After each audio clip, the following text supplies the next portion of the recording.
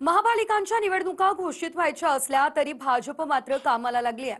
मुंबईमध्ये काल मेळावा पार पडला आणि मुख्यमंत्री फडणवीसांनी थेट ठाकरे बंधूंवरच ते तुटून पडले। ब्रँडवरून फडणवीसांनी खिल्ली उडवली। पाहूयात। साधी ती बेस्टची निवडणूक होती, पण काही जण म्हणाले आमचा ब्रँड आहे, आमचा ब्रँड आहे, आमचा ब्रँड आहे। ते आमचे शशांक राव आणि आमचे या ठिकाणी लाडन दरेकर यांनी ब्रँडचा वाजवला बँड। मुंबई महापालिका निवडणुकीच्या पार्श्वभूमीवर भाजपनं पहिला मेळावा पार पाडला आणि पहिल्याच मेळाव्यातून मुख्यमंत्री ठाकरे बंधूंवर तुटून पडले। बेस्ट निवडणुकीत ठाकरे ब्रँडचा बँड वाजवला असा हल्लाबोल फडणवीसांनी केला। कधी कधी लोक आपलं कसं हसं करून घेतात। साधी ती बेस्टची निवडणूक होती, आम्ही सांगितलं रे बाबा कशाला पक्षावर लढायचं, पण काही जण म्हणाले आमचा ब्रँड आहे, आमचा ब्रँड आहे, आमचा ब्रँड आहे। ते आमचे शशांक राव आणि आमचे या ठिकाणी लाडन दरेकर यांनी ब्रँडचा वाजवला बँड। बँड बाजा वाजला। कशाचा ब्रँड तुम्ही लावला? अरे त्या ठिकाणी हिंदू हृदय सम्राट शिवसेना प्रमुख बाळासाहेब ठाकरे हा ब्रँड होता, तुम्ही ब्रँड नाही आहे।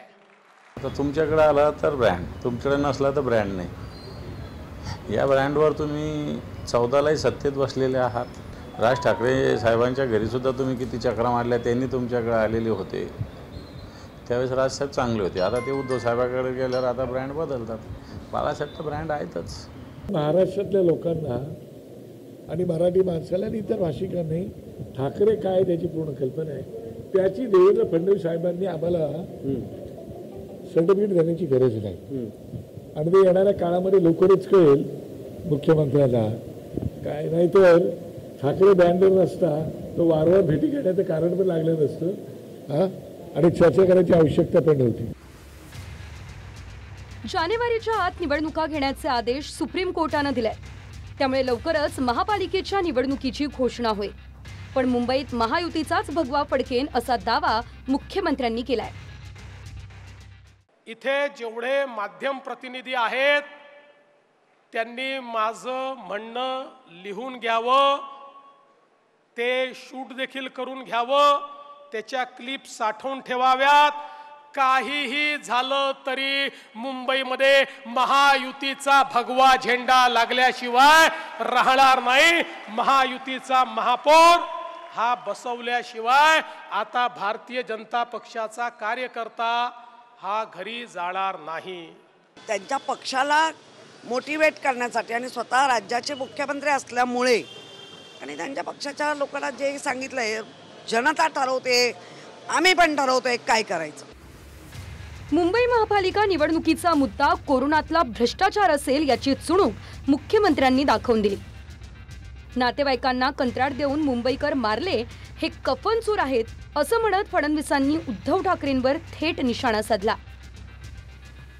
त्या महानगरपालिकेकडनं केवळ एवढीच अपेक्षा केली होती, ते मागच्या सत्ताधाऱ्याकडनं एवढीच अपेक्षा केली होती, तुमच्याकडे पैसा आहे, तुम्ही त्या ठिकाणी व्यवस्था उभ्या करा, सामान्य माणसाला ऑक्सिजन द्या, त्याला बेड उपलब्ध करून द्या। पण त्याच्याही मध्ये यांनी आपल्या नातेवाईकांना कंत्राट दिली आणि यांच्या नातेवाईकांना माणसं मारली। त्यांनी त्या मुंबईकराचं ते शव ज्या बॉडी बॅग मध्ये न्यायचं त्या बॉडी बॅग मध्ये ही घोटाळा केला। हे कफन चोर या ठिकाणी आम्हाला काय सांगणार?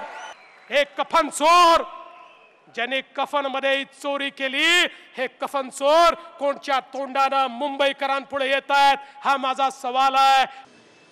आणि तुम्हाला फक्त आरोपच करता येतात आणि तुम्ही ते करतच आलात, पण तुमच्याकडे आरोप असलेले सगळे बसलेत, त्याचं काय? आज जे त्यांच्या बरोबर आज आहेत, जो आरोप जो उद्धवजींवर करतायत, त्यातले अर्धे टक्के लोक तर त्या सरकारमध्ये होते ना, म्हणजे ती अर्धी टीम तीच आहे त्यांच्याकडे। निवडणूक अद्याप घोषित झालेली नाहीये, पण भाजपनं प्रचाराचा नारळ फोडलाय आणि भाजप कामाला लागली आहे।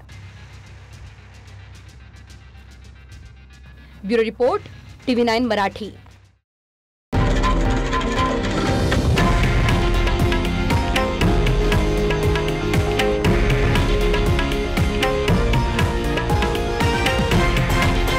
हे आहे देशातील नंबर 1 न्यूज नेटवर्क आणि आपण पाहत आहात TV9 मराठी, एकमेव.